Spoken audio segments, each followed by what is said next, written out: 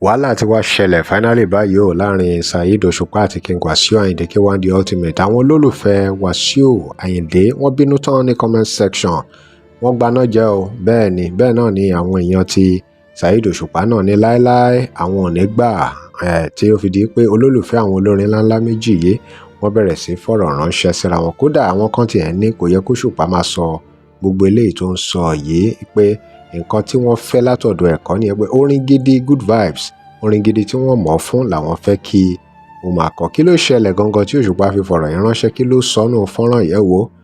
Fọ́nrán yìí kì gidi gan nítorí pé àwọn èèyàn wọ́n ti ju ọ̀rọ̀ lẹ̀ o, wọ́n ti ju ọ̀rọ̀ lẹ̀ gidi gan ní comment section tó láwọn ò ní gbà. Wò oríṣiríṣi ọ̀rọ̀ ló jábọ̀. Ẹ gbọ́ ohun ìkìlọ̀ líle tí Òṣùpá fi ránṣẹ́. Bàbá yìí ní àwọn ń reciprocate ní o, pé bó o bá ṣe sáwọn làwọn ṣe máa ṣe sí ẹ padà.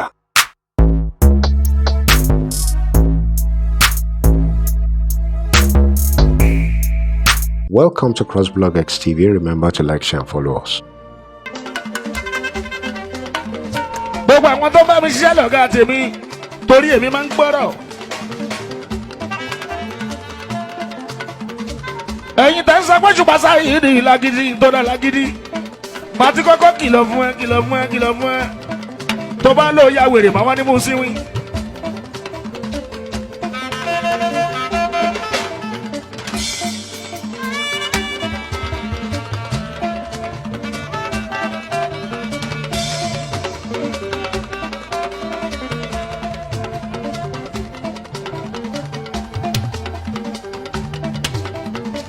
Reciprocation of gesture lẹ́yìn àlẹ́ mi ń ṣe. Mo máa reciprocate gesture ni. Tó o bá ní mí lára màá kọ́kọ́ fi é sílẹ̀. Máa kìlọ̀ fún ẹ. Tó bá ti wá ń pọ̀. Máa lọ bá ẹ wá ìnira tó ju ìnira lọ. Máa gbé wá fún ẹ in package. Gbọ́rọ̀.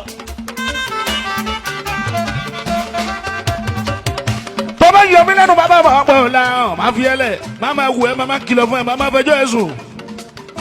Tó bá wá jáwọ́ máa bẹ́ẹ̀ gbé ìyọnu tó ju ìyọnu lọ máa bẹ́ẹ̀ pákéjì ẹ̀.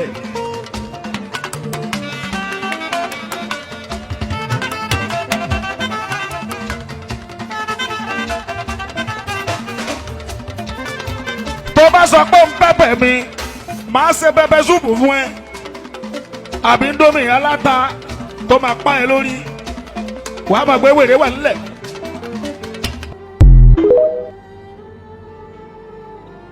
Ẹ já gbọ́ nǹkan táwọn èèyàn ń sọ ní comment section lórí ọ̀rọ̀ Òṣùpá àti Wasiu Ayinde. Akeem Oyero ní ìgbéraga Òṣùpá lórí irọ́. Did you think everybody will follow you with this attitude? Too aggressive. Bodeman Shelter only I like you and your talent, but what you are saying now is not your attitude. As a matter of fact, you make fame and money through controversy. Ogunshua Olayinka, my submission too, I love him so much, it's like he's losing focus. It's all about himself now. He must know he's singing for people to hear, not only about himself always. Taiwo Oluwagbenga, only this guy want to spoil Fuji music for upcoming artists. Ogunshua Olayinka, Onisa, I love you so much. Your music is number one to me because of good messages you pass, but like you're losing focus lately. You neither entertain nor advise again. It's about yourself. Know that you're singing for people to hear. You either sing to entertain or to advise your lovers instead of what you're singing lately. No sentiment, please. Just the way I say it, you still remain my number one. Òṣùpá abẹ́rẹ́ báyìí ẹ̀rígbó lágbára àwọn èèyàn ni wọ́n fi ọ̀rọ̀ ránṣẹ́ sí Saheed Òṣùpá. Bello Rasheed ó ní this guy can never be recognized without an abusive music. I'm surprised how some people still enjoy this type of music. Blind musician with blind fans. Oluwadamilare Jimoh Proper, tell me a Fuji musician today that some professors are working on a song to publish a book in the Department of Philosophy, Music, if not Òṣùpá. Abẹ́rí Sandakata tí arákùnrin gbé fún Òṣùpá. We are talking of a song you can make reference to when discussing or you are in a situation that warrants solutions, if not SAB and Òṣùpá's song. My dad still make reference to Sab's Till Tomorrow. Olúwadámiláre ló fi ọ̀rọ̀ yẹn ránṣẹ́ lára àwọn olólùfẹ́ Saheed Òṣùpá nìyẹn. Kúkú Olúwaṣeun Joseph ní Mr. Òṣùpá àbí what are they calling you? Do you think you are talking to your son? Àbí who are you talking to? Sef, please be careful. People will not tell you the real fact. Ibi tó rí dé ló mọ, ṣé o mọ ibi tí ẹlòmíràn ti bẹ̀rẹ̀ tiẹ̀? Ẹ jẹ́ kí a rọra ṣe o. Ọ̀rọ̀ ń bọ̀rọ̀ bọ̀ ọ́ ń bẹ ẹ̀kọ́ kí sẹ́sẹ̀ ràgó o.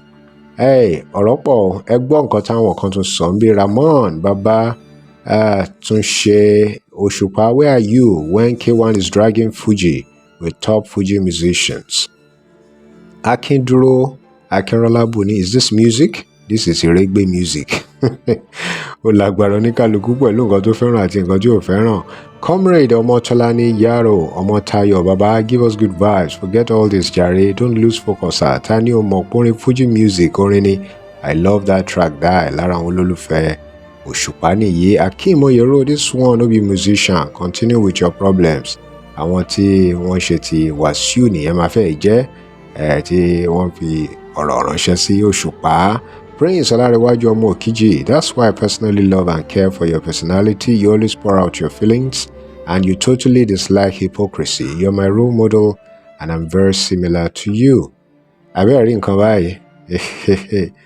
Àwọn kan ní báwọn ṣe fẹ́ nìyẹn nítorí pé kò láìkí àbòsí, bọ́rọ̀ bá ṣe rí ni ó ṣe máa sọ. Àwọn tí lára àwọn tó fọ̀rọ̀ ránṣẹ́ sí Saheed Òṣùpá nìyẹn. Báwọn kan ṣe ń fẹ́ Saheed Òṣùpá bẹ́ẹ̀ náà làwọn kan fẹ́ Wàsíù Àyìndé. Àwọn tó wà lẹ́yìn Wàsíù Àyìndé wọn ò fẹ́ kí èèyàn kan kó fọ̀rọ̀ kan ránṣẹ́ sí Wàsíù Àyìndé. Bẹ́ẹ̀ àwọn tó fẹ́ràn Òṣùpá náà wọn ò gbà ó, oníkálukú wá ń sọ̀pọ̀tì èèyàn wọn tí wọ́n sì ń fọ̀rọ̀ ránṣẹ́ sí ẹnì kejì. Ọ̀rọ̀ yìí lágbára o.